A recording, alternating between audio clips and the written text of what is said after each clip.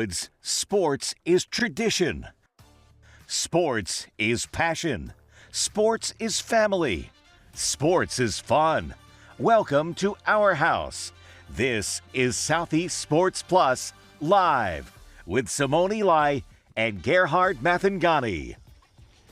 Could this be the beginning of the end for Billy Napier and the Florida Gators? Just a couple of weeks ago, they knocked off Texas in a huge game there in the Swamp. Now reports from the boosters and some people that are tied to the program that the end could be near for the Florida head coach. Welcome to Southeast Sports Plus. Gerhard Mathangani, Patrick Walsh with you.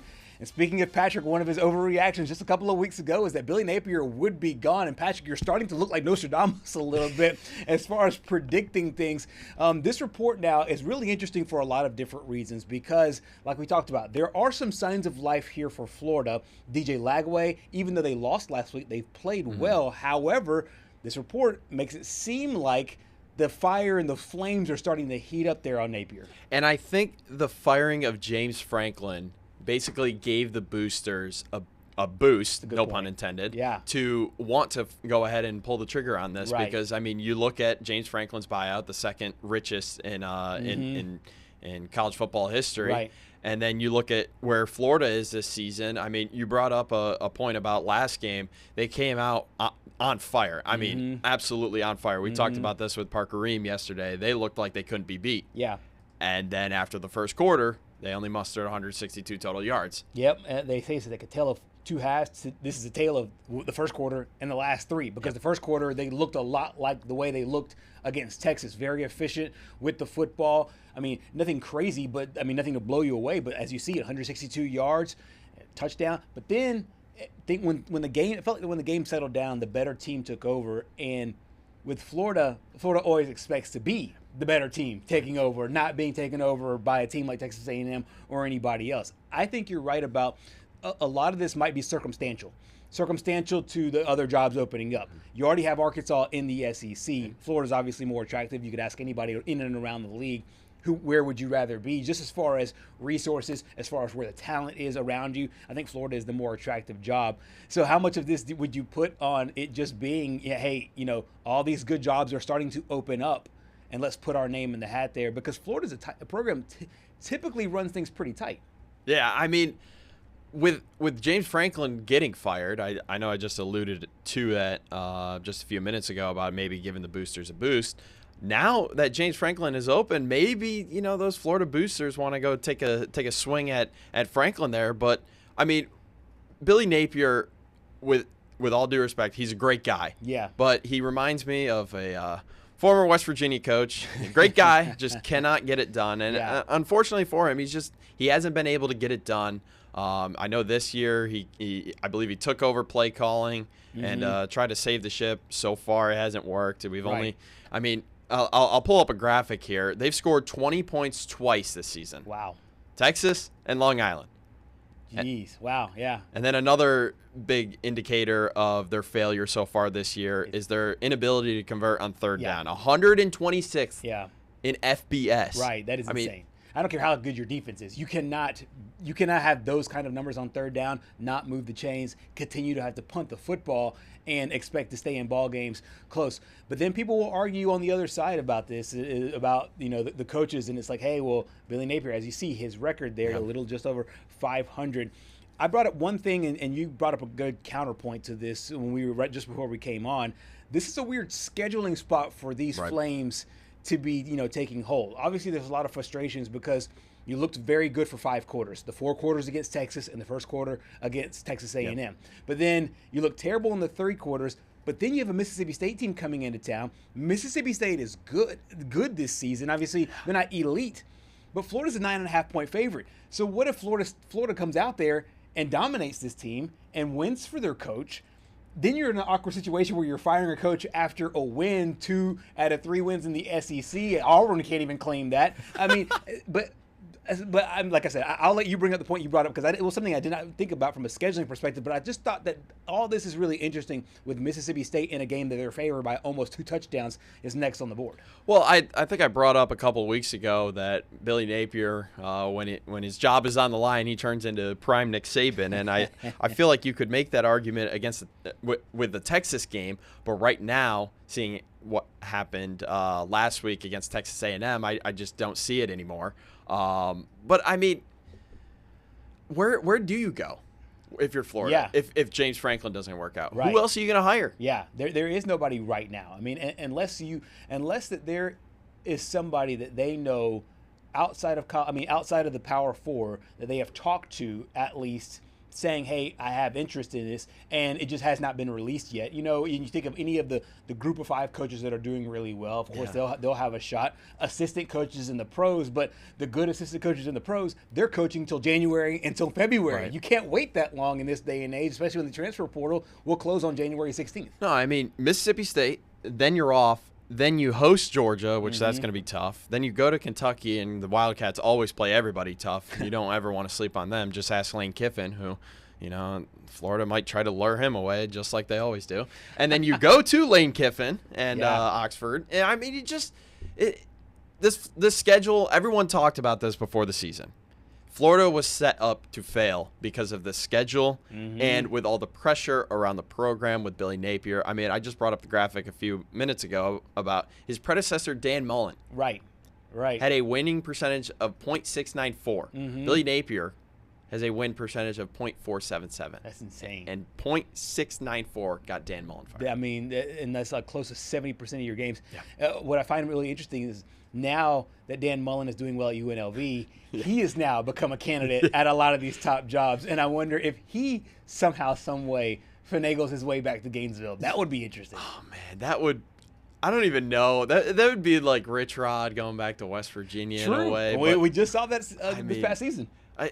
That feels like going back to the Toxic X. Yeah. Like that's just not a recipe for success. I don't see him. I know he keeps on talking about how I want to build something here at UNLV. Yeah, that's the nice PR response. Everyone says that. Just go ask what's his name that we just talked to yesterday, Parker Ream, with the Texas A&M baseball coach leaving to go to Texas. Yeah, I mean, and crazier things have happened in this day and age, and money talks, of course. Speaking of talking, we got a chance to hear from Billy Napier about the dreadful production so far on third downs. It's a coaching decision within the game. I mean, there's no doubt. I mean, I think you can view it both ways. I think ultimately that's what we try to do. The analytics were very aggressive at that point, given the number of possessions that you could potentially have. Probably looking at 3 possessions. We're at midfield. We're a play away from being in scoring position. So, I think at that point in time, the number was aggressive. We went with the numbers. Do you punt them deep? I think the big thing would be the 3rd down, 2-down approach. We have to execute better on that play. Yeah. And then I think, that's the coaching decision of the game, right? So I do think you always evaluate those when they don't go the way you want them to. We've made those decisions in the past and they paid off. Sometimes they don't, so ultimately it comes down to the execution. You're going to be kicking yourself if you punt it and you get a bad hop and it's a touchback, right? So Billy Napier, they're talking about the 3rd downs, and I think there's a lot of people that hear him, and he's always had this really steady, monotone approach, and I wonder if they'll get somebody from a personality perspective that's a little bit different. Steve Spurrier was super fiery as a Florida head coach. I think a lot of the coaching success there, you need to match the energy almost of your state in a lot of ways, and it feels like some ways that Billy Napier just hasn't been able to do it as of right now. The big thing also, too, on the other side of this is Mississippi State, because for as much as we're praising Jeff Lebby and Mississippi State from what they were able to do earlier in the season, of course, they got that big win over Arizona State.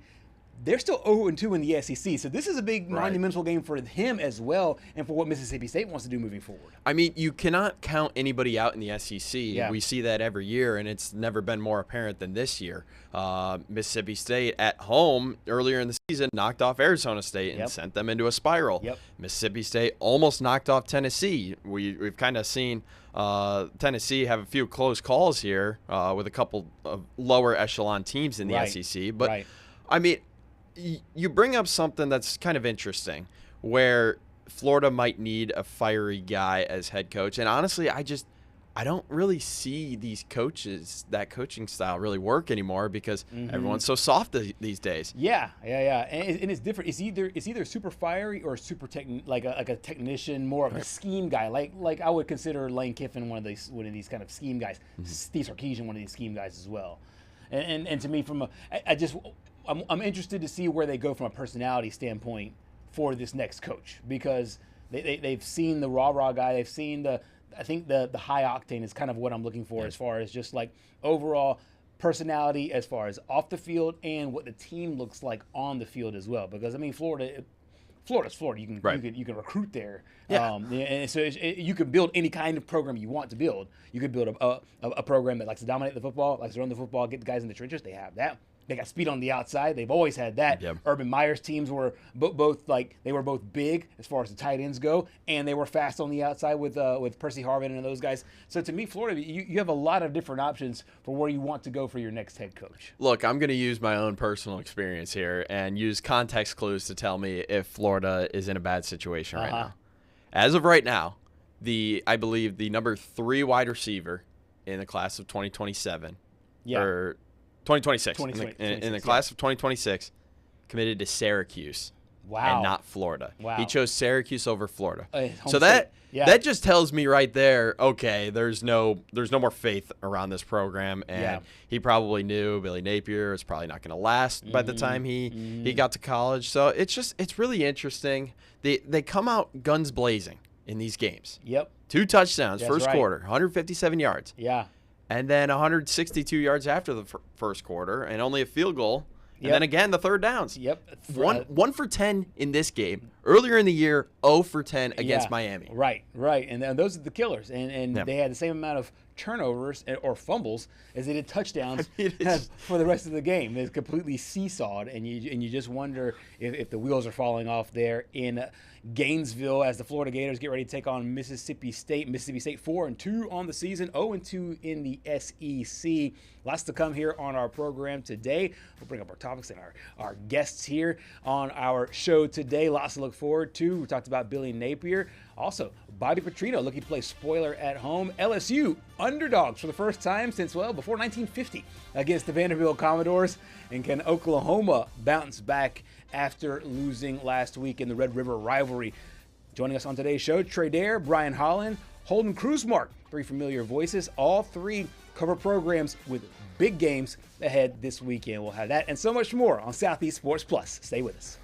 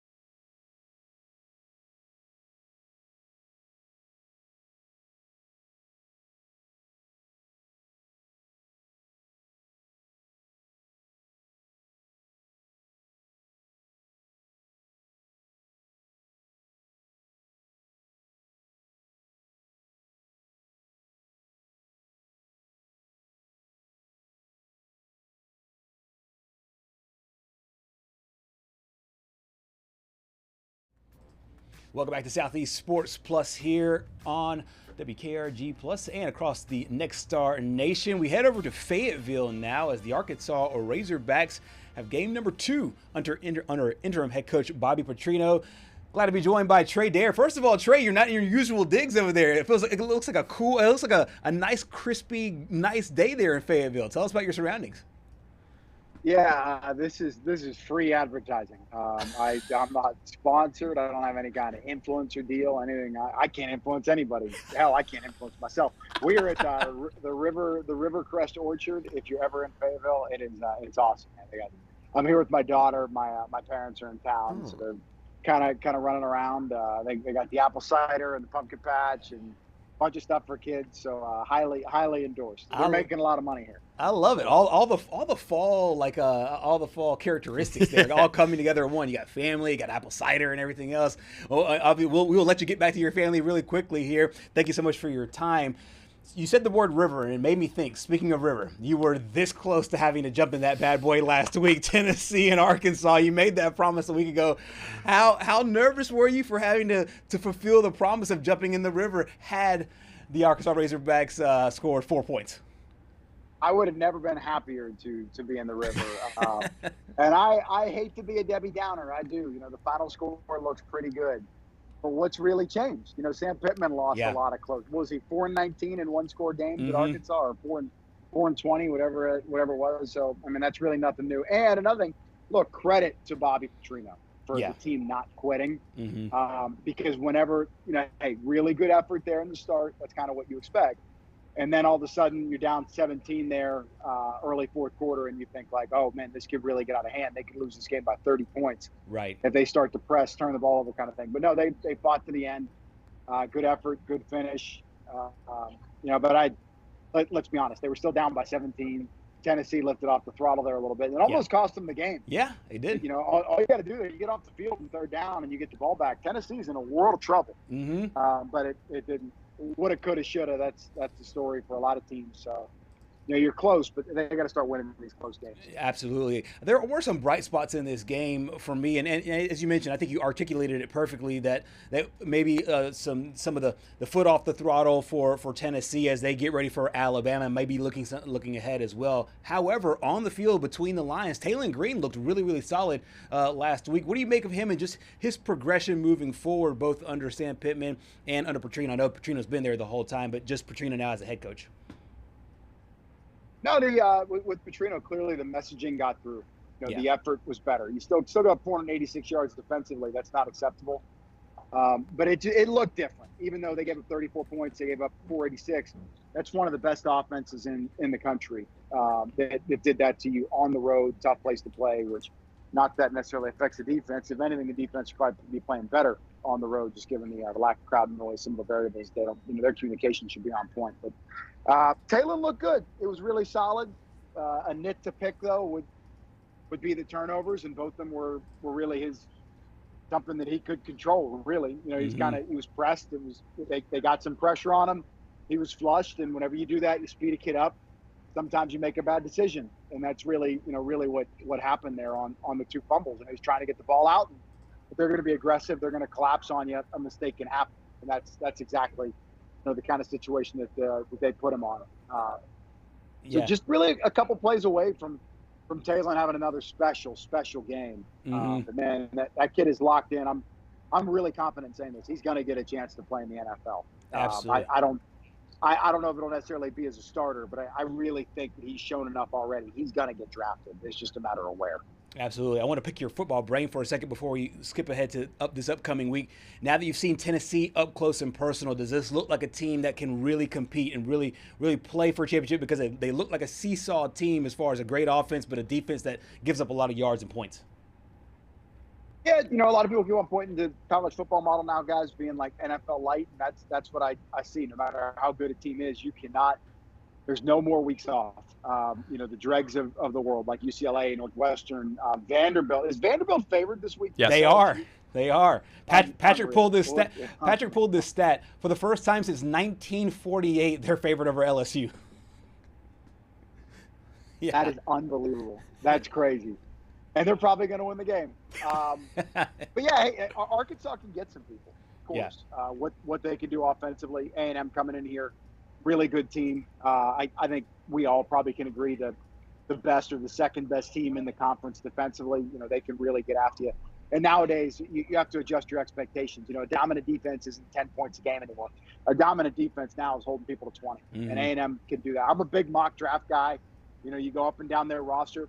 You don't necessarily see those guys that are first and second round pick, but at the college level, they got some dudes defensively, and they can really get after you. And Mike Elko runs that, tough-minded sort of program for what you want if you're building what is, in the SEC, a high-end defense. So people really, all the attention on James Franklin and Penn State making that change. $50 million, the second biggest buyout we've seen in college football. That's where A&M was just a couple of years ago with Jimbo Fisher, and they've gotten better. I can't ever remember them being number 4 in the country.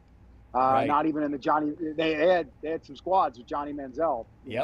I think it might have been at the tail end of Von Miller there. Myles Garrett, Mike Evans on that team. Johnny Manziel himself was a superstar in college. Ryan Swope was a superstar in college. It's really, really good players. I don't ever remember them getting to the top 5. So this could be the best team really they've ever had in that college football playoff BCS era. Absolutely. We got a chance to hear from interim head coach Bobby Petrino about the offensive line heading into this matchup.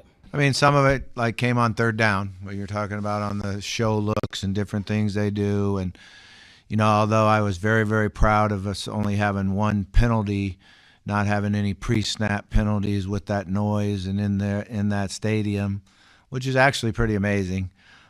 We did have a couple communication errors, and that's what showed up is, the guard not telling the tackle one time and the other tackle not getting the call one time, and it ended up being a communication issue, although we didn't get a penalty on it. One of them, maybe it'd have been better to get the penalty than the miscommunication. But for the most part, they did a nice job of handling the atmosphere and handling the noise, and I thought that was a nice job by Talon and of course our offensive line. As you mentioned, Trey, the road gets not easier at all against Texas A&M this week. What will it take to be that team that plays the spoiler to Texas A&M and be able to pick up whether it's a win or a moral victory? I don't know how you see this game playing out. The line is respectable though, and maybe because a lot of it's because it's in Fayetteville. But I mean, the line's 7.5 as of right now. Some money coming in seemingly there on Arkansas this week. What will it take this week to be able to pull off the win? Yeah, and I think that line has a lot to do with, as I mentioned there, kind of like college football, NFL light now for more weeks. It's kind of a lazy opinion. I don't really have a lot of evidence, and I don't have the guts to pick Arkansas, but I kind of sort of think not that they will win, but I really see them competing. Home crowd. I think there's going to be a lot of support for Petrino. I saw enough from Tennessee to know that Petrino has the attention of that roster. Teams have put up, the right offense has put up numbers on Texas A&M. Notre Dame moved the ball against that defense. So I think that, a fully committed Arkansas from top to bottom, I think that they can get the 24, 28, 30 points in this game. Arkansas's got the better offense. Yeah. Arkansas's got the better court. A lot of people love Marcel Reed. I still think Talon Green is the better of the two quarterbacks on the field. Petrino's on the record. He said this before the Tennessee game. Yeah. Basically what winning comes down to is who has the better quarterback, whose quarterback performs better on Saturdays. And he's not wrong. 90% of the time that is the case. But does Arkansas have enough infrastructure-wise around Talon Green with the protection, with the skilled players, with getting enough stops defensively that they can do that? One thing I loved out of the Tennessee game that really gives me hope, the defense gave up 486 yards, but when they really had to have stops, like when they gave up turnovers, other than the turnover that was the 15-yard line, the defense immediately got the ball back. Yeah. And Arkansas hasn't had that in 2 or 3 years, with a defense that's strapping up their helmets and patting those guys on the head as they come off the field saying, don't worry, we got this. Right. So that was a great sign. And if you could do that against Texas A&M with the home crowd, what Arkansas is going to have to do, what their model is they're going to have to drag people into the deep water, get the game to the fourth quarter, and then does your head coach, does your quarterback, can they out-execute the other side? If it's a 7, a 3, a tie game there in the fourth quarter. And I'm drinking the Kool-Aid. I think they do. That doesn't mean they go 4-3 here in the Bob Petrino's 7 games. Yeah. But I do think they get some people, and I think this week is right for the picking. I like Arkansas. I really do. I was shopping around as you said those words, and I was wondering what the money line number needed to be for you to lay a little lettuce on it. I'm seeing 250s, I'm seeing 240s. I don't know if we can get 300, but plus 250. Does that sound tasty? I don't bet, but that's a good number. I won't do it. I love following the money. I love seeing where it's at. Yeah. My problem with gambling is no matter how good you are, it's a 50-50 proposition. Yep. So they're eventually going to get you. Yeah. So what's really the point? I think the number's like 52.6% to be that you have to hit. Where they really pound you is on the parlays. Dude, you're giving away your money. Right. You can't. Oh, yes. Don't expect to hit a 2 or 3 leg parlay unless you're really just screwing around. You're in Las Vegas or something. You want to throw $50. Don't do it. You're giving away your money. I've always said that. We should the three of us should have like a gambling education course because you nailed it. If you like a parlay, what you need to do is if you have $50, then you take all but $5 and you bet them all single. And then you take the $5 and you put the $5 in the parlay because the parlay just in case you hit. But if you like all your bets, there's no need to hit 2 of 3 consistently, lose your parlay, but hit 66% of your bets. It makes no sense. But no. I just wanted to see if that enticing. If you're going to do parlays, I'd take the small money. Be betting like 10-point favorites money line. Correct. Yes. 10 or more, and I would do 3 or 4. But then really, it's like, well, how much is that going to pay? Yeah. And then we just saw Penn State. You got as a 20-point favorite in back-to-back weeks. Right, absolutely. I think Patrick had one thing for you. It might be a yes or no question on this. See, on this show, we like to speculate a little bit, and you brought up a name I love speculation. Good, because you're gonna do some speculation right here. I know where this is going, and I already like it. Go ahead. Is he the next head coach? Yes. Man. UCLA makes a lot of sense only because there's been overtures from the West Coast in the past. I really would be surprised if James Franklin didn't get a good job. Mm-hmm. Arkansas is a pretty good job. Yep. UCLA is a pretty good job. I think Florida's a great job. I find it hard to believe that a fired head coach gets a good job. But the guy's a winner. I love James Franklin. I really do. I don't think he got enough credit for what he did there. Mm-mm. I never thought he was going to get fired until he started. I never had a problem with him losing the close games because they really didn't have the resources to win those close games. They didn't really commit. They were always underdogs in that game. But what James Franklin did that was so impressive to me is he never lost the games he was supposed to win. Mm-hmm. Yeah. That changed in the last 2 weeks. Yep. That's why he got fired. He would have been fine if they would have lost to Oregon and they would have lost to Ohio State. Been 10-2, went to the playoff. The fan base would have been frustrated, but he would have kept on cashing the checks. So he's still going to get his money. Arkansas is crazy not to interview him. I don't know if Arkansas could do. I don't know if Arkansas could do better than James Franklin, but I don't know if Franklin can win at Arkansas. Oh yeah. He wanted Vanderbilt, but it was a different Vanderbilt. The East was back division days. The East was really down then. Right. Georgia was not what Georgia is. That's a good point. Yeah. I think he would recruit well here. They could do a lot worse. I think it's a good hire. People that would be down on it, I think that's foolish. Absolutely. It's a proven winner, but I think if you take out 2020, I think since the Rose Bowl year in 26, I think Franklin's averaged 9.5 wins a year. Wow. I can't see him doing that at Arkansas. He's got 34 wins in the last 4 years. I know. Yeah. Fourth most in the country. And I would have fired him too. Yeah, exactly. You can't lose to UCLA and Northwestern. No. I keep you if you go 9-3 or 10-2, but the team it quit on him. Yep. And they the highest paid defensive coordinator in the history of the sport, a really high paid quarterback, a high end roster. They had invested to win. But will Penn State come to regret this when Nebraska fired Frank Solich? Yep. They really haven't gotten it back. Mm-hmm. They haven't. Matt Rule, it looks like they're probably going to be, okay, maybe have a 8, 9, 10 win season this year. But, be careful what you wish there. What's another, kind of program sort of fired somebody and it took Tennessee, when they fired Philip Fulmer. Yeah. They had become an 8-4 program, and they said, we're not an 8-4 program. Right. It took them 15 years to land on Josh Heupel. So be careful what you wish for, but ultimately, unprecedented stuff. You can't lose games like that to UCLA and Northwestern, not after the level of investment that was made. No question at all. I'm sure that'll be a talking point from Arkansas could do. I think Franklin's probably a better coach than Rhett Lashley, who a lot of people connect the dots with. Yeah. There's a ton of people who are saying that about Lashley, and Lashley's got interesting games. And again, I got on the show today and I said, cross off the top 3 names and start at name number 4. I don't think Franklin's a top 3 name, so he's on my list. Hey, there we go. He's on the list for multiple reasons, because he's not a top 3 guy and he's got ties to the SEC. If Florida wants him, I don't think there's any way he turns his Me job too. down. Me too. But if you're Florida, how do you sell to your fan base? Right. Hey, this guy had all the resources at Penn State. Yeah. He was 4-21 against top 10 teams. We believe we're Florida. We're a better program than Penn State. We got 3 national titles since 1996. We have Urban Meyer. We have Steve Spurrier. We have legendary head coaches.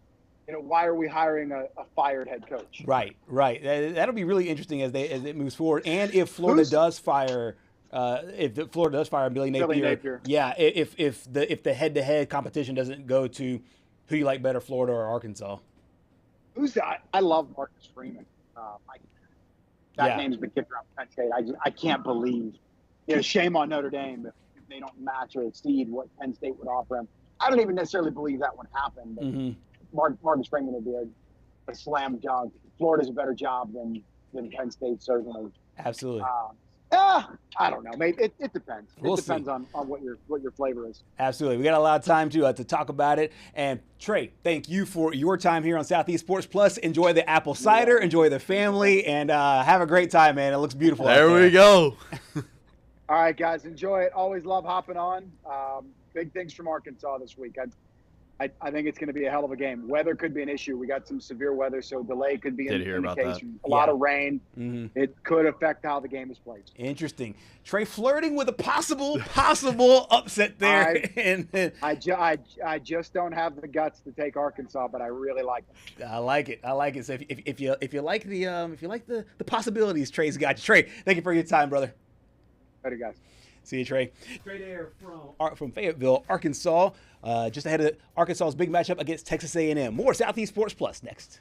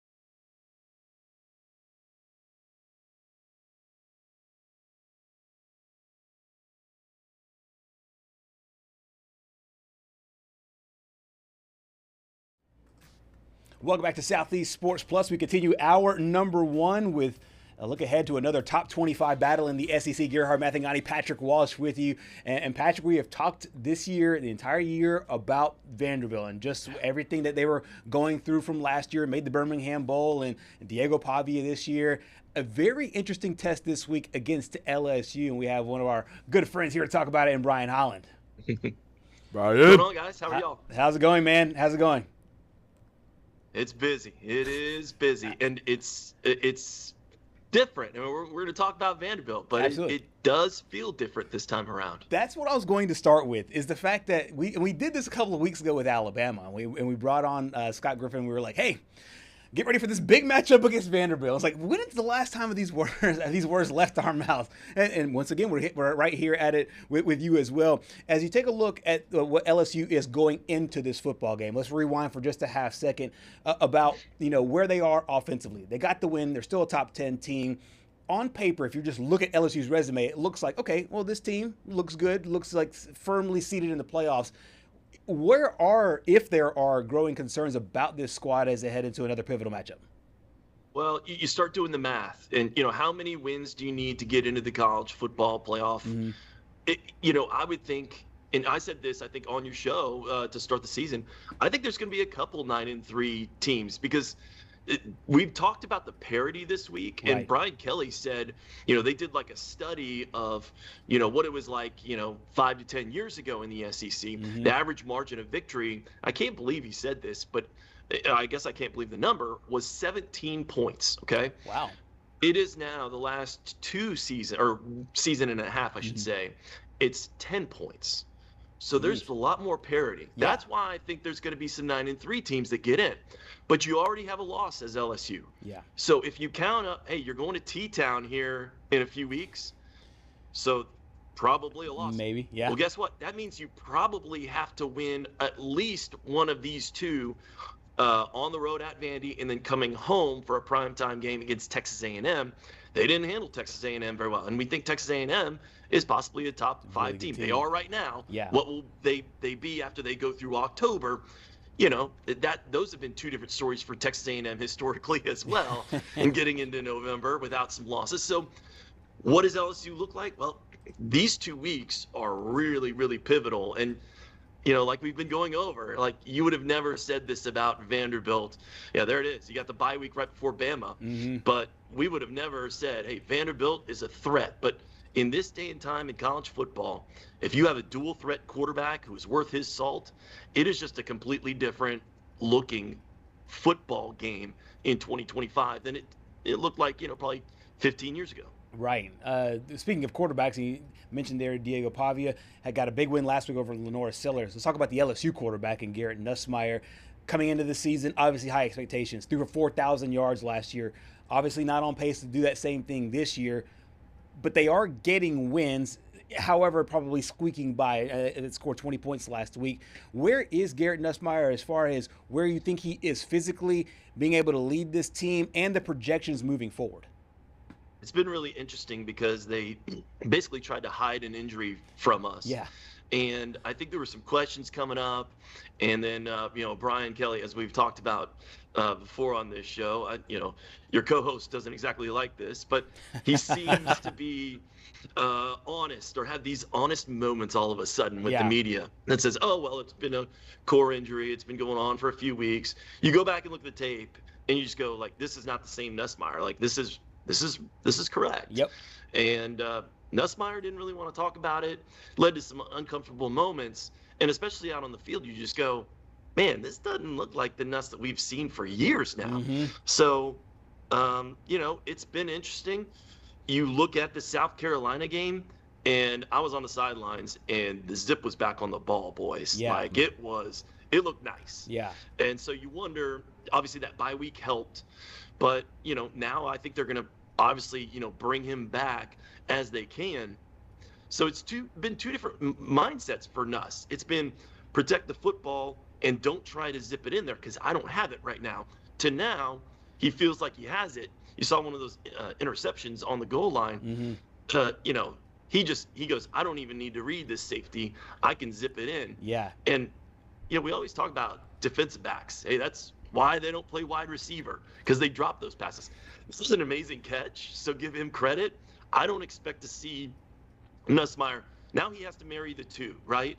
Protecting the football, making good decisions. He didn't like the gunslinger, moniker early in his career here at LSU. He thought maybe he had given up some of those bad mental decisions, right. But now he's got the arm back, and he feels like, nah, let me do it. So it's going to be interesting to see him these next 2 weeks as well. But I can tell you right now, he looks healthy. Going on the road to Vanderbilt, and it always seems interesting to me when you go. Everybody talks about going down there, going down to Death Valley, and just how much they have to change their mindset, their mentality. They change their practices during the week. Going to Vanderbilt under the current circumstances, usually it's like, hey, Nick Saban used to say that's the easiest place to win. And now it seems like you're going to a place that really has hope. What do you feel like this team will take with them mentally as they go to a place that is traditionally easy to win, but in 2024 and 2025 is not? And it's so wild, too, by the way, to see, not in Nashville, I should say. Every time I've been to Nashville in the last 15 years, there's cranes everywhere. Like 50, 60 crane. Like, it is a city that's been building up. Well, Vanderbilt, the last few seasons, they've been literally building up that stadium as well. So you just kind of feel that momentum even before Pavia was Pavia.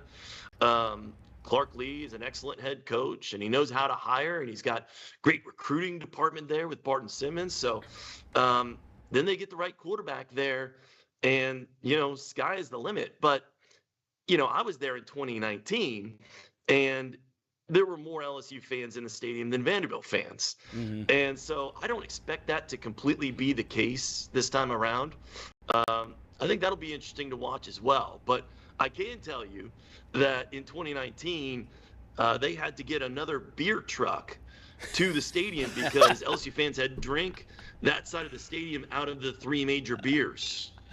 And that is a true story. I saw them loading beer into the stadium from the paddock up there. Well, I can't put it past them because they're the kings of the Jello shots in Omaha. In Omaha, yeah. So that doesn't surprise me at all. One thing that did surprise me, Trey'Dez Green had quite a game for the Tigers. What did you make of his performance? They've had to be careful with him. So he grew up probably about 40 minutes down the road from here, and then transferred to a bigger program that was a little bit closer. So we've known him for a while and what he can do. I mean, he went from 2A competition to 5A competition. We go, all right, so is this kid for real? He was for real. Yeah. So then he goes to LSU, wants to play 2 sports. I don't know if you guys remember the game at Alabama. It was about a year ago, and he just went off. And he didn't even know what he was doing. Like, it was just like they tried to bring him after football season. So now he's given up basketball. He's gotten a lot more serious about, hey, my future is in football for sure. Like, there are a lot of 6'8" guys running around in the NBA. I know. Ain't a lot of 6'8" guys running around in the NFL, even at wide receiver and tight end. So it's going to be interesting. I think he's like 6'7.5". I'm going to give him the extra inch. Absolutely. Or extra half inch, Yeah, the program height. Sure. So it's been fun to see him develop, but he still is a young pup just because of that experience, him having to play, kind of do double duty. And so, with these tight ends, especially the receiving tight ends, it's how can we get them to be serviceable on blocking so that you're not predictable with your packages and your formations. Right. So exactly.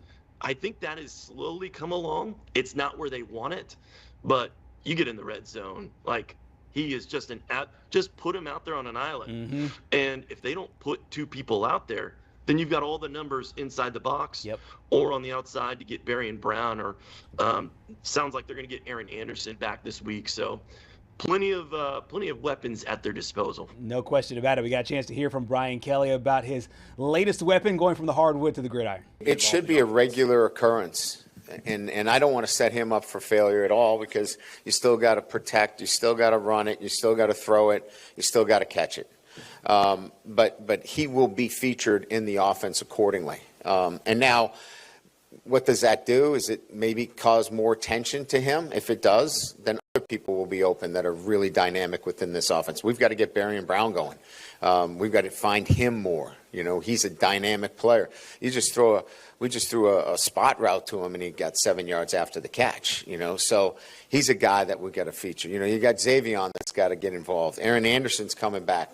Kyle Parker's not too bad. So you can imagine, what we're trying to do here offensively is, we want to get all these pieces into the game. And if one guy gets more attention than the other, maybe he doesn't get 9 catches, but maybe somebody else opens up the field for him. And that's what a dynamic tight end does for you. Brian, I talked on the show yesterday about a guy like Trey'Dez Green. Ironically enough, in basketball, you need a guy that can just go get you a bucket.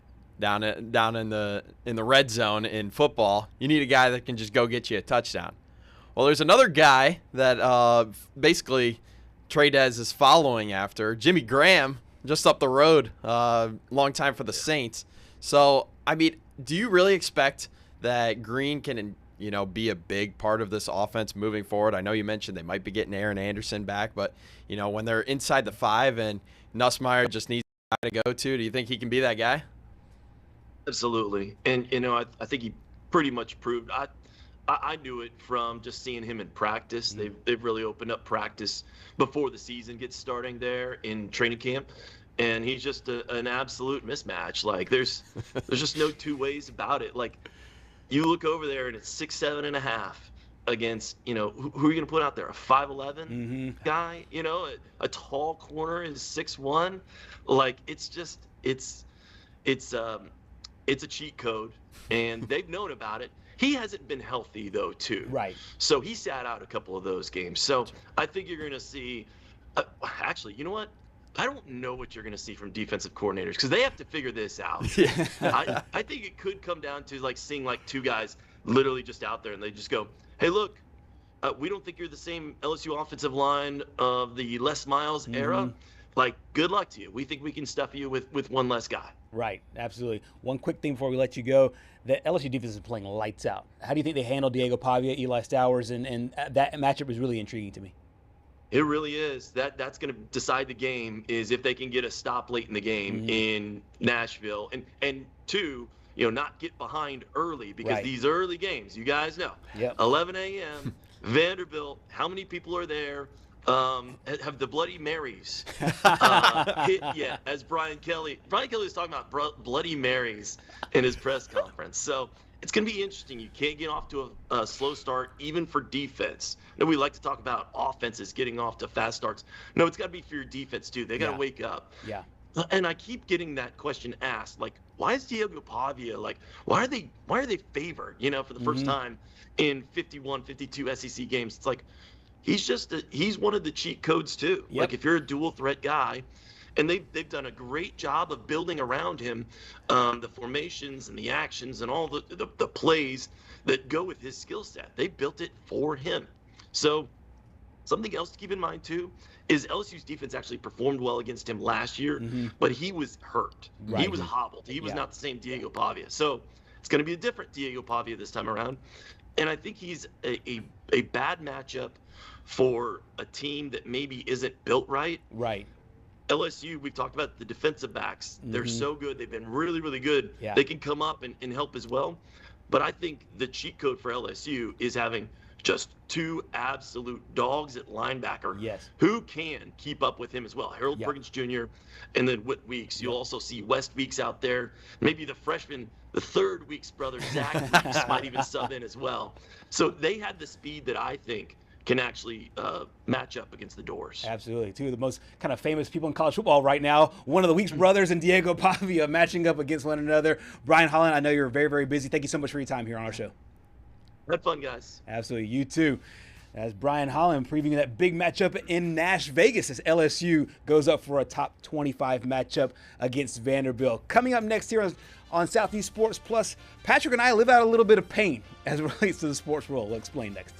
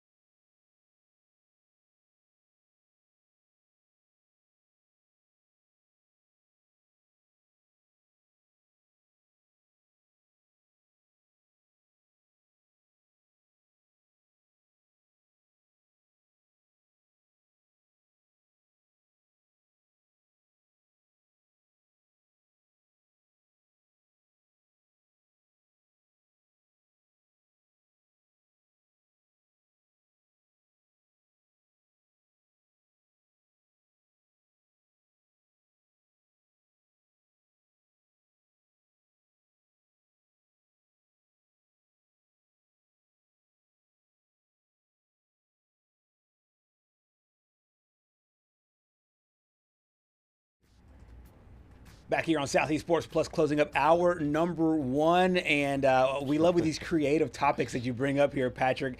This time we're going to sports memories, but not the good ones. No, the bad ones.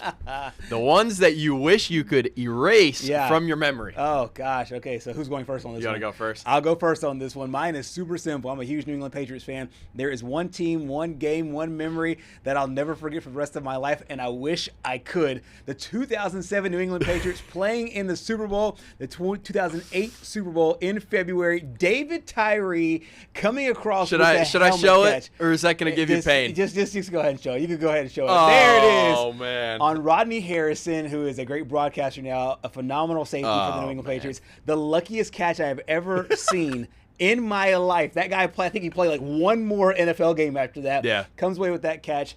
And New England loses 17-14, destroying what would have been a perfect 18-0 season. Patrick. You know, I just think about that game, and I think about that catch, and no offense, I think Joe Buck has come into his own since then. Yeah. But that was one of the more underwhelming calls in sports history. Yeah. Just seems he made it. If you weren't watching, it would have just been, oh, what another catch.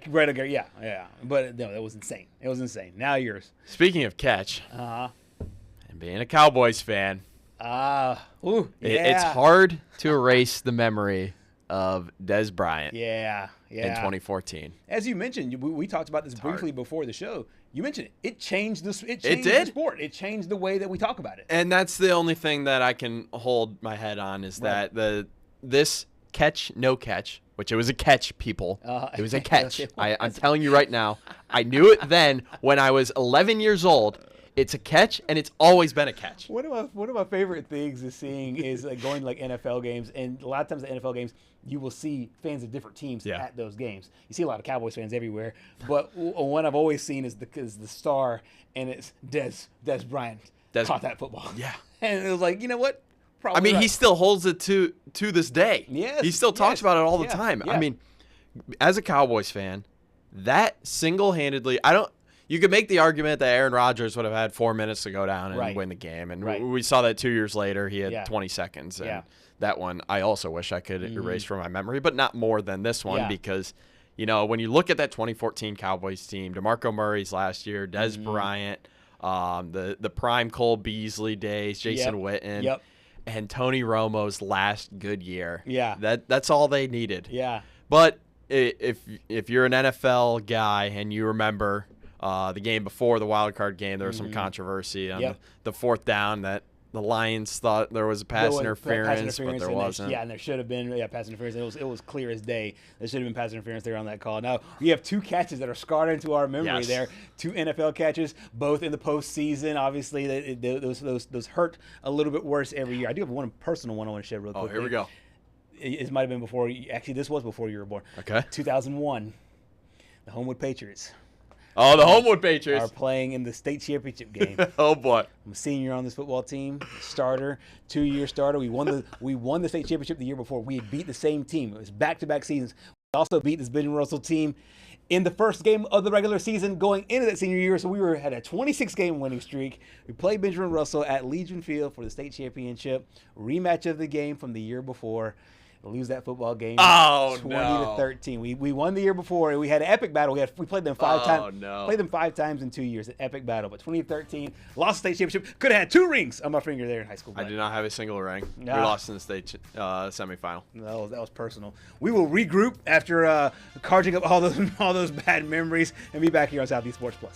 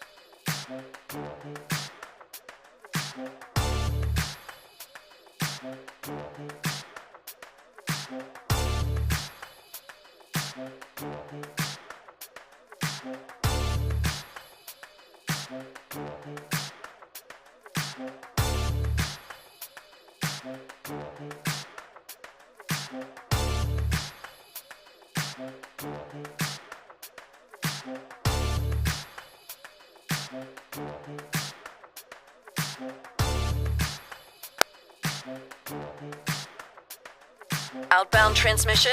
Affirmative. Crew ready? Check. Signal lock? Check. Downstream stations online? Linked and locked. Let's light this candle. Flame on. In 3, 2, roll show open. In our neck of the woods, sports is tradition. Sports is passion. Sports is family. Sports is fun. Welcome to our house. This is Southeast Sports Plus Live with Simone Eli and Gerhard Mathangani. You know, every Tuesday on this show, we say Taco Tuesday. The best part about the taco, in my opinion, you got the ground beef, but to me, it's the good flour tortilla. But tortillas are part of the celebration at one school, but also part of the reason why they have to pull out their checkbooks on this one. As you see, the tortillas are in the air, and Texas Tech, known for this tradition, throwing tortillas on a field. Where this came from, I actually have no idea. I was actually looking it up in the break to find out where they get this tradition from. However, Nobody has any idea. Nobody has any clue. idea. It's like one person threw one on the ground there, and it's like, oh yeah, here it is. And it sparked something on the show about celebrations and just how quirky college football and college sports can be just in general. And the Big 12, here in the last about day or so, they have now fined both Texas Tech and Kansas $25,000 for things around this tortilla issue. And Patrick, what I find weird is that Texas Tech is getting fined for the tortillas in itself, and Kansas is getting fined for the coach's comments about the tortillas. Yeah, so head coach Lance Leipold was not a fan of these tortillas, as you can see on your screen here. And he, in fact, actually said, hey, there's Michael Crabtree. That's right. He actually did not like that the officials, his main thing was the officials threw a flag and then later picked it up. Mm-hmm. And honestly, I can understand his frustration. For, you throw a flag for it. Yeah. Before the season, and I know this because I used to be a Big 12 guy. Uh-huh. I believe they voted in favor 15-1 in favor of if you throw something on the field, the third offense is a 15-yard penalty. Right. And I think Texas Tech was the lone one against it. Yeah, gosh, and it's insane. So Texas Tech fined initially for repeated instances of throwing objects on the playing surface is what it is. And so they use that ambiguous language because they don't want to say tortillas, because then if somebody else gets a happy idea to throw something else, bread or whatever the case is, then it can't obviously. This just made me think of this. My guys up in West Virginia and good old Morgantown. Yeah. Don't get any ideas of throwing pepperoni rolls on the field or anything like that. Yeah, because actually, those things are too good though, man. They're so good. Tortillas, especially. I need one now. I know those things are awesome. Tortillas, especially if you get ones that are old and stale, like ones that you would never eat anyways. You can just chuck those till kingdom come. You throw there's, in my opinion, if you're throwing pepperoni rolls from Saturday, those are from game day. Those are from the tailgate. You can't waste those. Those are too good. You can't do that. What are we doing here? Plus, tortillas, come on, guys. Do we really think someone's going to get hurt from a tortilla? This one, the NFL for a long time was known as the no fun league. For a while, they were cracking down. I don't know. They cracked down on everything for the longest time, cracking down on dances and whatnot. This feels like the most benign celebration ever. Yeah. This feels like if you're going to let any celebration go, if the one celebration is like, okay, well, don't pull a Sharpie out of your sock and sign footballs, or don't take a cell phone out of the goalpost. Right. I know I'm dating you as far as the age of old celebrations. Well, nowadays it's just bad. Right. It's just bad. Oh yeah, and there's celebratory dances and everything. As far as fans being in the game, so to speak. Because this is what it is. Fans want to be a part of the action, want to be a part of the game, want to be a part of the storyline. This is the way for them to be a part of it. Is to throw these tortillas, and it's kind of their thing. It's what they're known for. It's one of the few things outside of Michael Crabtree and Graham Harrell and some of those great teams of the past. That's what I remember. That's what I know them for. They haven't obviously having a great season this year, But yeah, the Big 12 commissioner and the Big 12 office, by the way, has been really noisy this week. Yes. Because I mean, obviously, I don't know if you saw where they tweeted out the official account for the conference. Brent Venables, quick aside here, Brent Venables was talking about how trying to praise the SEC and blowing out the Big 12's candle in the process, saying, okay, well, this isn't the Big 12. We have to play game to game. And the Big 12, their official Twitter handle, their official Twitter or X.com says, they came out there and said, well, he's lost his first 7-8 games, whatever it was. And then there was another account after that kind of laid out Brent Venables' time in the Big 12, and it wasn't that great. So anyways, they've been clapping back. They clapped back in this situation, saying that after a formal review, Texas Tech did not take sufficient steps to prevent this moving forward. I will say, I said this to you when we talked about this the other day. Yeah. I was in attendance for one of those Big 12 losses. That's right. With Dylan Gabriel at quarterback. Right. The year before he was good. Yep. West Virginia just managed to find a way to win that game. Yeah. It was cold. It was rainy. I think I left at halftime because I couldn't feel my fingers. It was 30 degrees in November with rain. Not ideal. Not ideal at all. And now it's weird where sports has gone, because now Dylan Gabriel's the QB1 there of the Cleveland Browns. You got a new quarterback there. And Neil Brown's in Texas. And Neil Brown is in Texas. He is in Texas.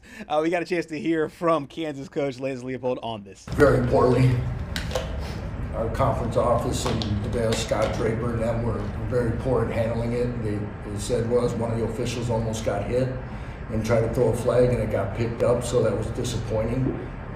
We have a policy put in that wasn't followed through, so I was very disappointed on how that was. It's obviously they have a great crowd. They really get into it and do some things, but I know the officials were just as frustrated after the one penalty was picked up by whatever they call the rock, wherever that is, where it sits.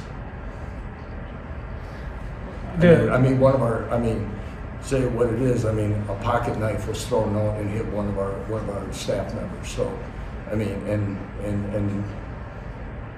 it's ridiculous. It's supposed to be for safety and things like that, and it's a culture that's been accepted to a point, and it hasn't changed, and eventually somebody's going to be seriously hurt, unfortunately. Okay, I get his frustration about the referees picking up a flag. If you want to get mad about the officiating, the way that it's officiated, that's one thing. There are false equivalencies, and then there is what Coach Leopold just did. Yeah. Because, tortillas to pocket knives, that is not even apples to oranges. That is apples to space comets. Like this is not even in the same ballpark, in my opinion. If this actually happened, there's been mixed reports about this, if it even happened, right, with a pocket knife being thrown at one of his assistants. If it actually did happen, I feel like we would be hearing about it a little bit more. Right. That's the thing. Yes. I think he was just trying to just try to throw something else out there. Right. To make it more dangerous, to make his point. Yes. He's trying to validate his point. It's like saying, and then we had a baseball thrown at us. Right. Just like something random. Yeah. Something. Yeah. Let me think about something dangerous real quick, and let me get back to you on that. Right. Like, right. What are we doing? And I know that for a while, I think in old Yankee games back in the day, there were people throwing batteries. Yeah. There are things that we need to protect the players and protect the coaches from, as far as projectiles from the stands. This one is benign. This one to me is like, okay, if you're upset about the game, just say you're upset about the game. Right. Don't overlay it with these false equivalencies that, okay, it's a tortilla now and it's going to be, what if it's a pocket knife later? There are clear distinctions here. Yeah, and I read some comments somewhere about, if they freeze them and throw them, that could be a projectile. Yeah. This is Lubbock, Texas that we're talking about here. It's not like we're talking about Morgantown or upstate New York or Maine or even Wyoming. Right. Like, there's no way that you can get a frozen tortilla into Jones AT&T Stadium. Right. And be able to throw it on the field and it stay frozen. Exactly, yes. With the amount of time it takes to take that from a freezer, maybe in your, I don't know, you just have a cooler in your car, you just stick it in there, and then the time it takes you to go from there You're right. all the way up to the stands, Yeah. just so you could throw it onto the field. It's not going to be frozen anymore. It's Like, what not. are we doing? It's not. And the fact that we're even doing these like projections of the way it would freeze and unfreeze and Yeah, thaw I out mean, and whatnot, come it's on, ridiculous. man. And Coach Leipold, if you're upset about the win, that's one thing. Upset about the loss. That's one thing. Be upset about the loss. To project it forward to here is insane. I think he's just mad that he's wasting Jalen Daniels' sixth season. And there was a lot of hype going into this year, and so I think expectations are a big part of this. You mentioned something very quickly before we toss it to break here about which SEC school. As Coach is making crazy projections, let's make a crazy projection on ourselves. If we were to bring this to the SEC. Who would be the team? It could be Tortillas, or you could make up your own fun projectile. That is as fun as a tortilla. Obviously, not talking about throwing batteries, but like that is as fun and as harmless, both figuratively and literally, as a tortilla. Or can you see it? I got a couple. Okay. Go ahead. I don't see any of your traditional powers doing this. By traditional power, I mean Alabama, Texas, Georgia. To me, I feel like there's a certain, and I'm not saying the other ones are classless for the ones I named that will be doing this. There's a certain class that those fans would not really accept. But to me, if it were going to be a team out of the SEC, I could see it being like a Missouri, a team that has a stake in the SEC, but they just need something to be their own. Okay. To be their own, because Missouri and the SEC has always felt like the weirdest fit. Actually, in my opinion, Oklahoma and Texas have felt like from day one, it feels like, oh, that's the SEC team. That's the SEC team. Missouri, I know they've been to 2 SEC championship games. They still haven't felt like the SEC overall. I mean, I'm talking about big picture here. So if you're listening now, I'm talking about big picture. Mm-hmm. So if there is a team that's trying to stake itself within an identity and do something crazy like a tortilla, I can see Missouri. Or Vanderbilt, for the exact same reason, for the reason of trying to find their edge, trying to find their thing. I got one. All right. LSU. And I was gonna go the other side. Just because they're crazy enough to do it. I mean, we're going to Oklahoma next. I don't know if the Sooner fans would throw anything on the field. Nah, I don't see Sooner fans. That's too close to Lubbock. No, that's true. Yeah. You can't be painted as somebody trying to copy what another team out of the Big 12 is trying to do. Speaking of going to Oklahoma next, that is where we go. We will catch up with our good buddy Holden Kruzmark talking about the Oklahoma Sooners trying to bounce back after last week. Stay with us.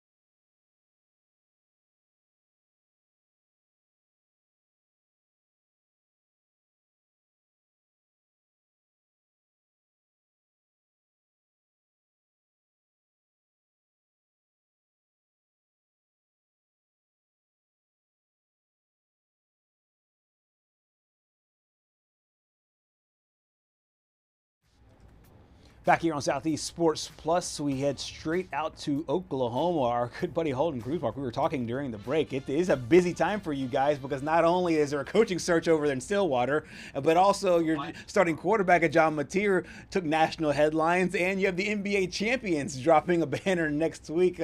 How are you, man? You know, it's a busy time of year, and I am still standing right now, but maybe by December I will not be. I'll be laying on the floor. We'll see. We'll see how this how I can handle it all. You have been wide open, that is for sure. We will start with the Oklahoma Sooners.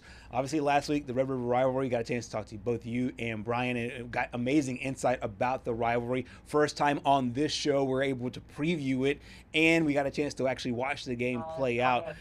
Seeing John Mateer 17 days after surgery, and now going into that football game and playing, not getting hurt, not looking his best, but staying healthy.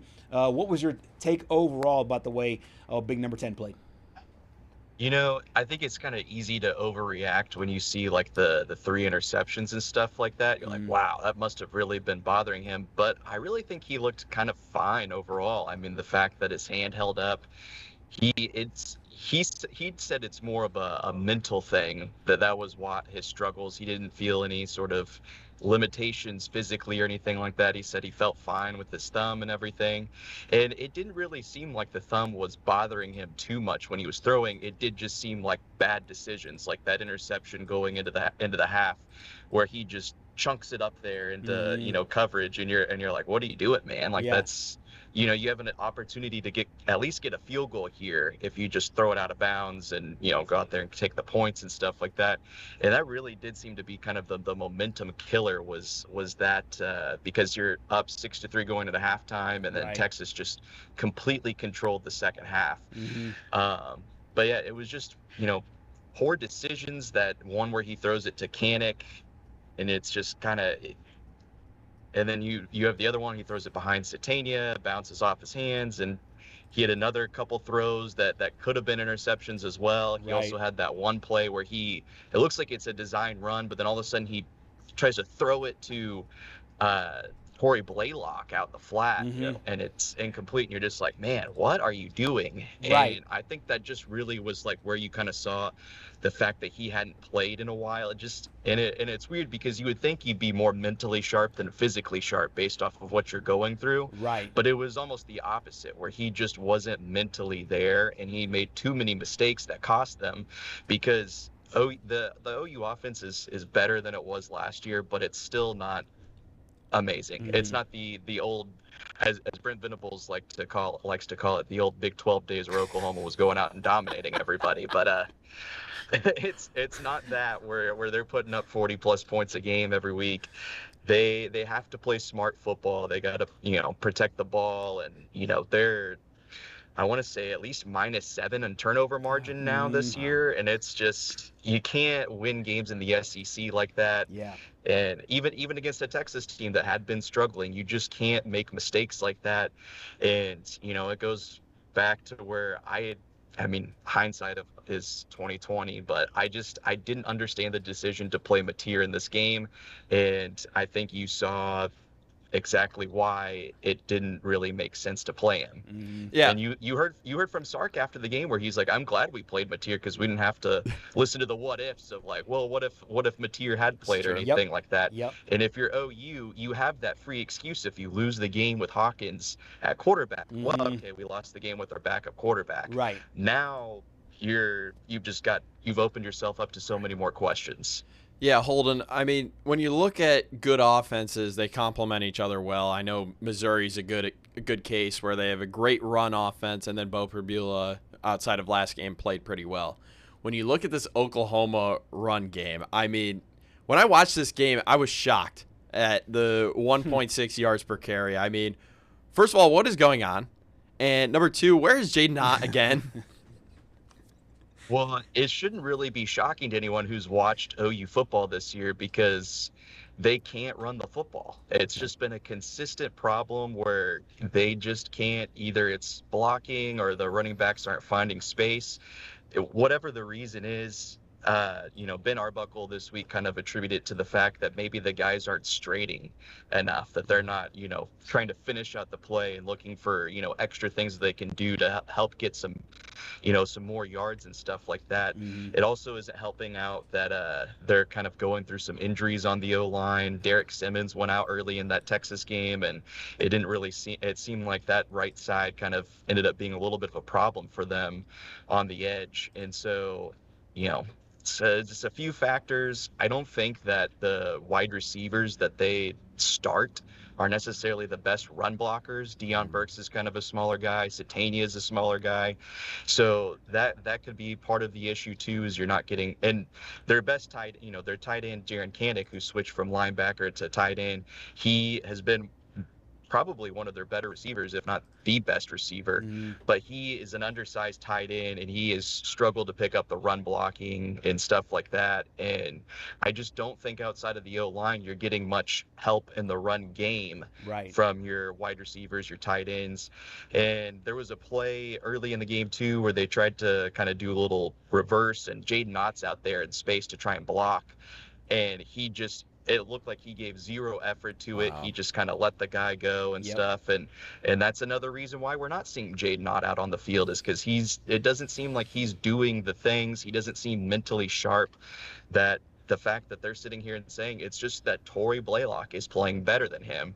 And when you're averaging, whatever it was, 1.6, 1.9 yards per carry, that's, kind of damning on Jaden Knott this season. The fact that he can't get the field when they're not running the ball well. Yeah, absolutely. And it almost feels like it's time to punt there on Ott. I'm not saying that it is, and he could come back and be a hero in the second half of the season. But as of right now, it just feels like every time we talk about him, it's like, well, you're just like almost like waiting for a car to start. It just hasn't been able to do so.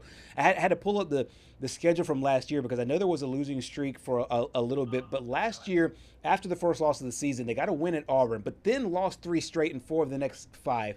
I know it's a completely different team, new OC, new quarterback, but is there any, I guess, concern that this could lead to more, given what you just said about the running game deficiencies, given what you just said about Mateer struggling from some of the mental things and who knows physically?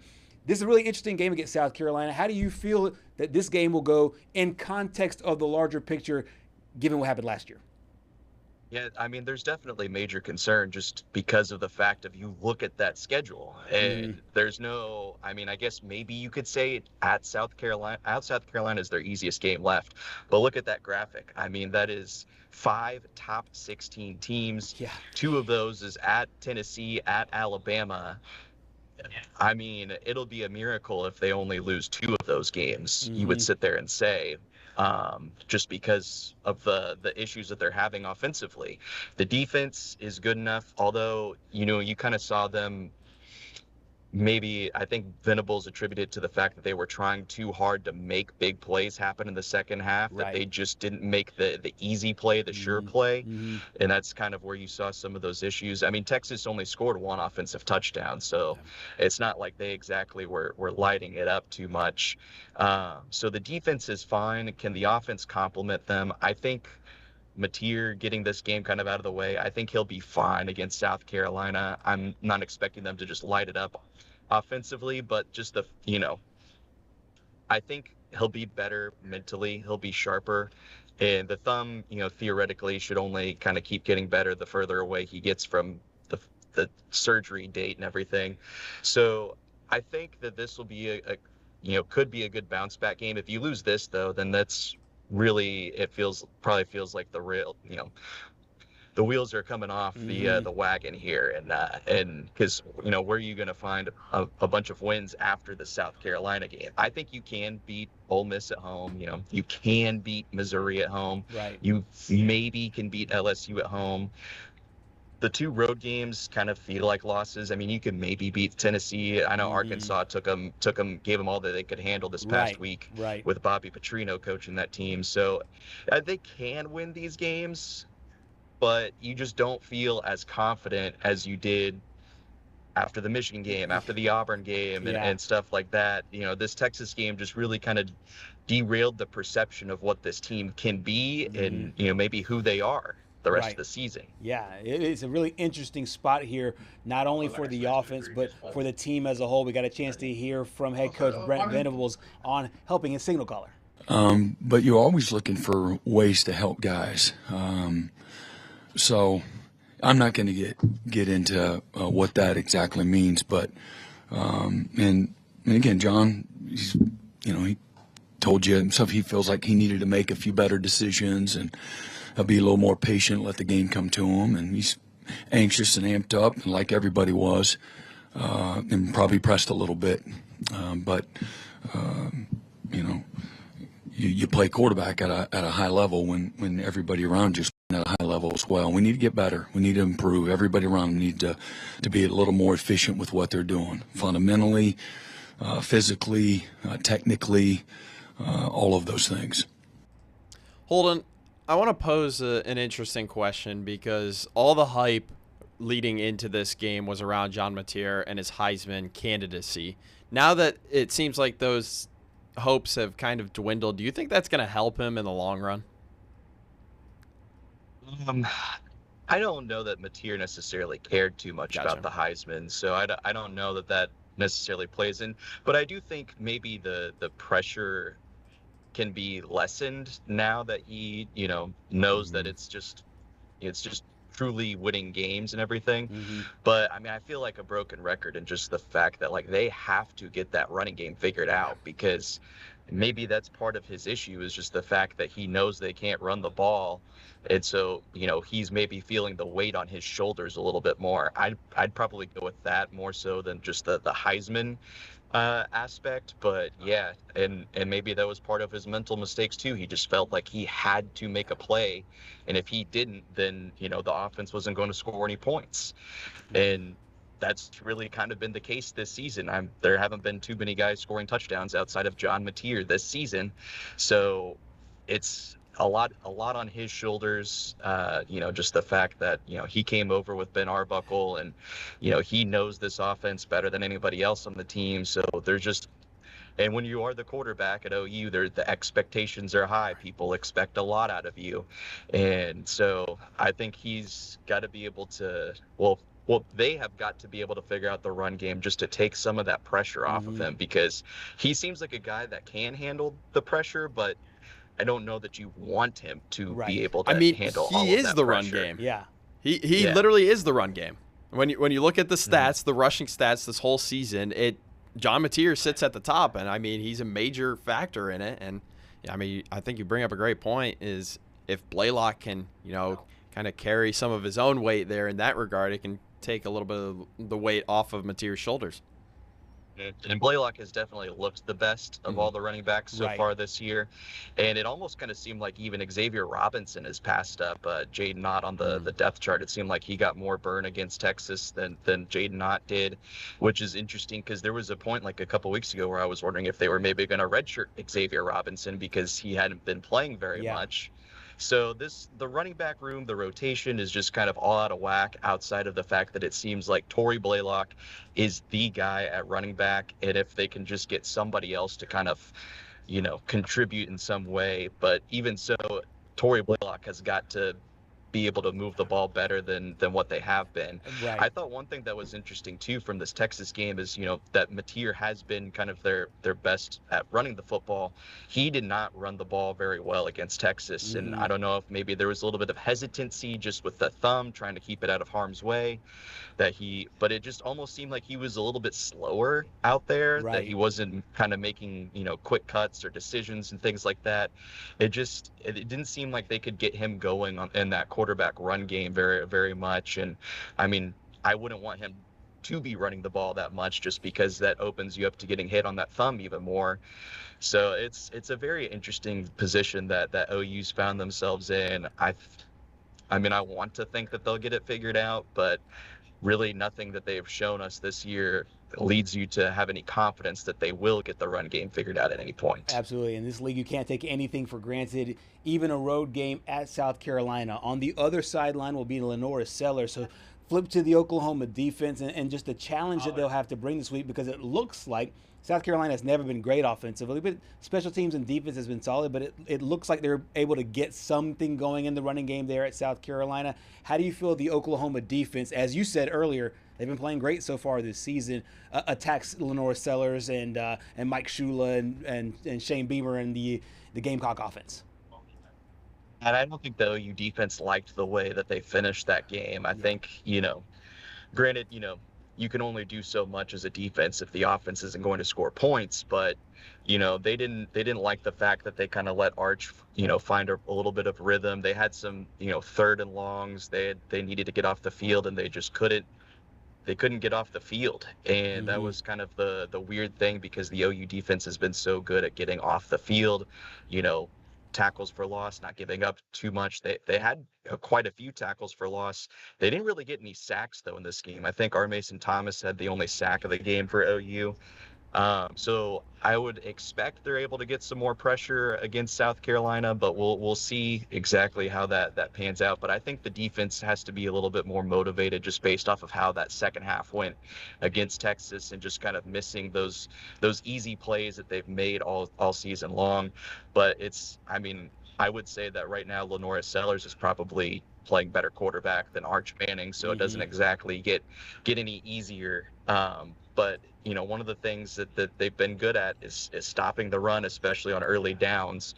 So if they're able to kind of hold the ground game in check, that really opens up the pass rush, and being able to be disruptive and get to Sellers and try to force some bad throws and bad decisions and stuff like that. Yeah, Holden, we had some breaking news just break here. I want to get your thoughts on this. Indiana and Curt Cignetti have reached a contract extension, 8 years through 2033, for approximately $11.6 million. Wow.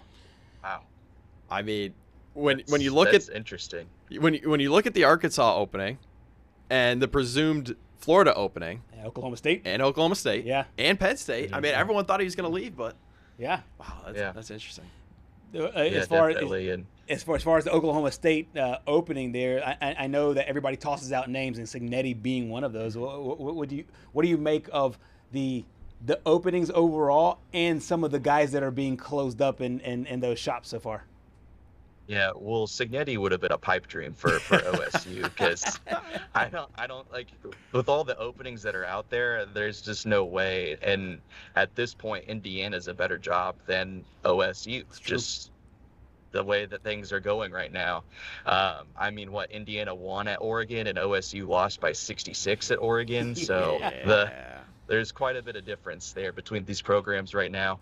But I think that hurts Penn State the most, because that probably would have been the one where it made the most sense, because they're looking to win right now.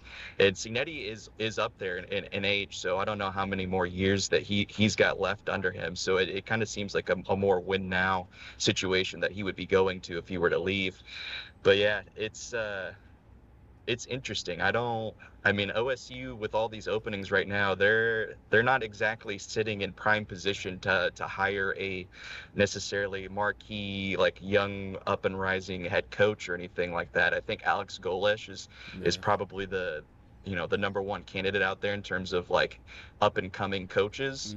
And so I would be surprised if he didn't land with Penn State or Florida or one of those bigger name programs. And you guys may remember I've tossed the name out there that I think Billy Napier is the name is who I want to see at OSU. That's my ideal match. I think we'll see if that ends up being the case or not, but we'll see. I know the Zach Robinson thing is really picked up. It's kind of seems to be the number one name that keeps getting mentioned out there for the OSU job. But I don't know how that makes sense, just given the schedule for college football and the schedule for the NFL, how you would be able to get him in time to be able to salvage a team for next year. Because they've pretty much lost everybody from their recruiting class now. So you don't have high school recruits coming in. You got to be able to attack the portal. And if Zach Robinson's still coaching the Falcons in January, how is he going to be able to put together a team? Yeah, exactly. Unless they pull a Bobby Petrino and just dart out in the middle of the year, I mean, it's going to be really hard to get anybody from the NFL these days. I quickly want to touch on the NBA because we talked at the beginning of the season. Shai Gilgeous-Alexander, former SEC player at the University of Kentucky, now leading the Oklahoma City Thunder. They now have the target on their back. They've been the team that's been building for forever. Sam Presti has been a known GM that has been known to put good teams together. Did it again this year. Sorry, Patrick, for bringing up all these bad memories for you as a Pacers fan. But what's your take overall as the NBA season is just around the corner? And it's not just SGA. Cason Wallace played at Kentucky. You've got right. Isaiah Joe, Jalen Williams played at Arkansas. Caruso played at A&M. Right. So you've got some SEC flair on this Thunder team that returns basically everybody for a new season. So it's the rich are getting richer right now with the Thunder because they return everybody from the team that won it just a year ago, and also they were all like 24, 25 years old, so they're only going to keep getting better. Right. That's just kind of scary. The one thing is like whether they're going to stay healthy or not. That's kind of they've had a couple small injuries so far in the offseason, the preseason.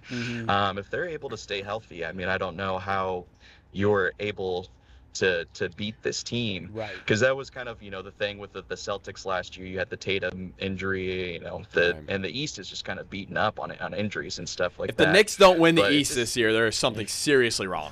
That's all I'm gonna say. Hey, the Cade Cunningham and the Pistons might have something to say about that. That's true. And the Magic might as well. I grew up a Shaq fan back in the day, and I'm back on the Magic train. For the last, I think it was like 6 years, we've seen 6 different NBA champions. We've seen the Celtics and the Nuggets and a bunch of different teams win. Do you think, and you can say this now on October 16th, 2025, this will live in infamy forever if this turns out to be true. Do you think this is a start of a dynasty, whether it's one that looks like Golden State or one that looks like the Bulls and the Lakers and the Celtics back in the day? I mean, I think it should be the start of a dynasty. We'll see, just because of you never know with injuries. That's kind of what broke up the original Thunder dynasty is, Kevin Durant, Russell Westbrook injuries. You trade away James Harden, things like that. Right. You never know. But this should be the start of a dynasty. And I mean, I'm not going to say that they're going to win 3 in a row, but maybe they could win 3 of the next 4, 3 of the next 5. Yeah. And that, that's a dynasty to me. There's a lot of good teams out there, especially in the West. It almost will be harder for them to come out of the West than it will be to win another title. Right. So that'll be the interesting thing. You've got the Rockets with Kevin Durant. They're kind of up and comers. The Spurs continue to be making smart moves around their young team. The Nuggets gave the Thunder the biggest challenge in the playoffs, taking them to 7 and really kind of whoa. Don't forget about them Pacers. Man, if Tyrese didn't get hurt in Game 7, I think that would have been. I think they would have won. Putting all of my bias. I don't think so. I don't think that. I'm withholding on this. I don't think they would have won. He comes out 3 for 3 from 3-point range. That's true. I just feel like in that building, and Holden, you sat there for so many games, playoff games and regular season games. They would have been almost impossible to beat. Yeah, I have to start wearing earplugs when I go to those games because it's so loud in there, and they're later games, so I'd get home and try to go to bed at like 2 in the morning, and my ears are still ringing. So they call it Loud City, right? Earplugs, yeah, Loud City. So I don't. It was a good start by the Pacers, and obviously it sucked seeing Tyrese get hurt, but I don't think they would have been able to win it. The Thunder were just too good, and I don't think that they would have lost at home. Yeah. But we'll see. I'm right there with you. We'll see what happens this year. I'm right there with you. Holden covering top 10 college football team, a coaching search, an NBA Finals team that won a championship. Got banner night coming up on Tuesday. I know you're super busy, and we're super thankful for your time there, Holden. Good to see you guys. Likewise. Holden Kruzmark joining us from Oklahoma City, and I know that there was some beef there. You were like, hey, look, hey, don't count out the 7 games that my boys took. All I'm going to say is there's still a season to be played. There is. I'll be interested to see how the Pacers' new acquisitions play this year. Cam Jones in the draft, who I said on draft night he was going to be the steal of the draft. I think he might be rookie of the year. You never know these guys that come out of college and have an immediate impact in the NBA. And we've seen it plenty of times before. We could see it again this year. Good NBA season with a lot of guys with SEC ties ready to tip it off next week. Coming up next year on Southeast Sports Plus, talk a lot more college football coming your way. A big week ahead. Stay with us.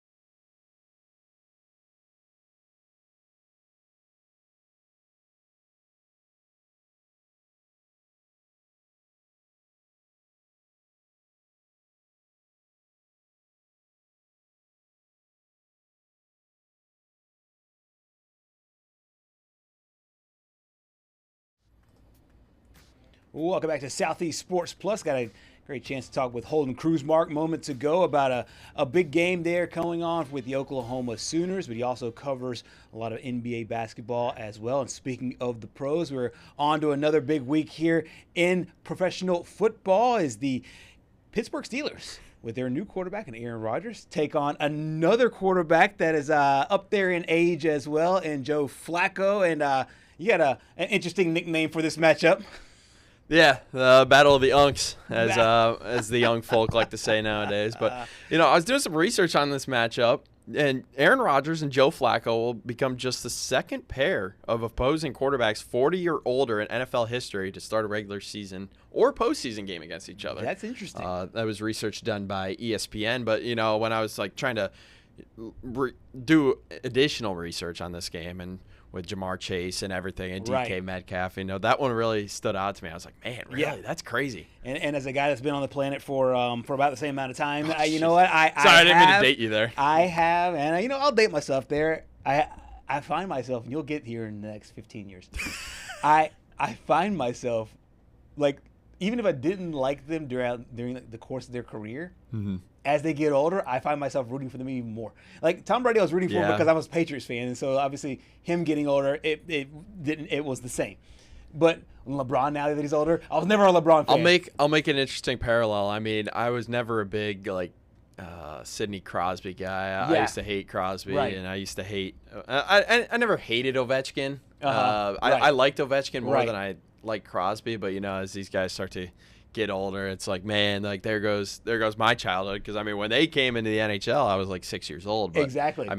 That's pretty much the case here with Joe Flacco and Aaron Rodgers. But you're at the age where everybody's at their prime, so it's a really fun time because all your peers, as far as sports go, all your peers are in their primes, and so it's fun to watch them compete there at the highest level. But you're right, it's the Unk Bowl. It's a big division division rivalry matchup here, and we have our best bets going into the weekend. Yeah, you want to? Actually, you know what? You started the last one. Okay. So I'm gonna go ahead and start here. And here we go. All right. I've got Jamar Chase anytime touchdown. I know that Steelers defense is pretty good. Okay. But sitting at plus 140, I kind of like that.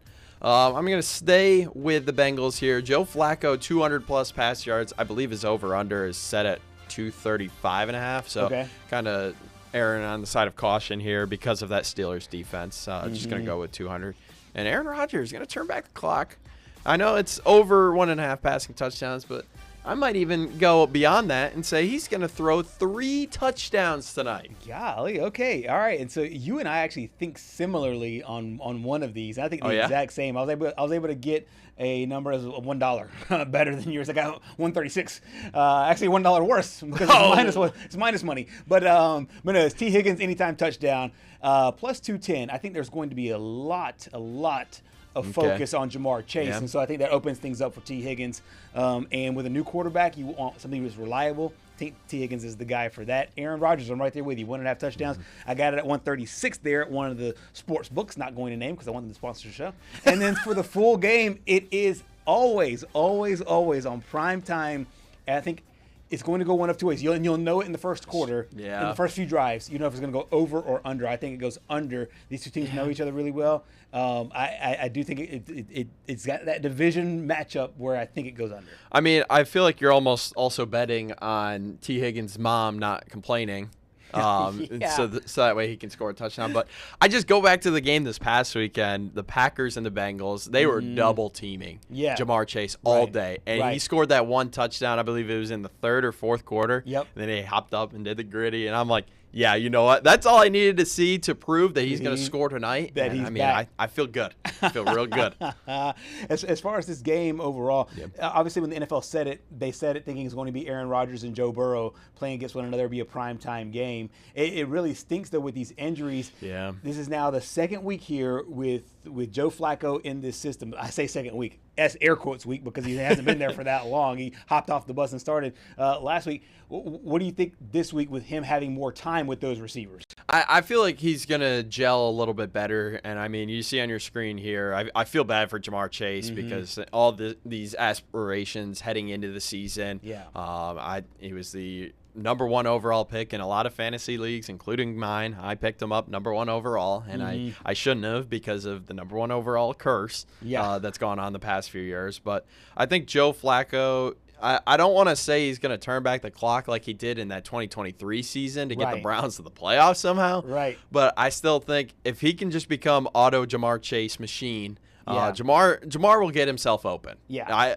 we saw it last week against the Packers. He was double teamed. He still finds a way. Still finds ways. Yeah. Still finds a way. Yeah, and he's one of the best in the business for a reason. I think so too. I think he'll have a good game. I think they get into the red zone, they'll capitalize with some touchdowns. However, I do think the game goes under. I see more of like a 23-13 kind of game there between these two division foes, and it's a really interesting division now that Baltimore seemingly is trash going into this year.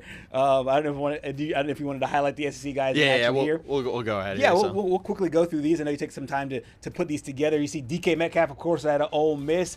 Darnell Washington, Ryan McCullum, Calvin Anderson as well for the Pittsburgh Steelers. Also, you got other big-time action here for the guys that dress up in Pittsburgh Steeler black and gold. You see Broderick Jones, as well as Mr. Leal, and, of course, Patrick Queen that played for LSU. Coach Mike Tomlin's always at the Senior Bowl and always recruiting these guys out of the SEC. They understand how good this league is. Deshaun Elliott, Darius Slay out of Mississippi State, and Brandon Eccles, who used to play at Kentucky as well. This is a really stacked team here for the Cincinnati Bengals. Even more, Samaje Perine got his ties here to the Gulf Coast. Jamar Chase, of course, from LSU. Jermaine Burton out of Alabama. And you have Dylan Fairchild and, of course, Joe Burrow, who played at LSU. Cody Ford, as well as Orlando Brown Jr., Amaris Mims, and Joseph Osai out of Texas. Shamar Stewart, I should say, as well as McKinley Jackson, Jordan Jefferson out of LSU, and TJ Slayton. They're out of Florida, all guys repping for the Bengals. And you see in their secondary as well, plenty of guys there, including Jordan Battle, who had that great quote from Nick Saban back in the day. Look it up on Google if you want to. Owen Burks and a few others. So lots of players with ties to the SEC playing in Thursday Night Football. We'll close up shop here coming up next.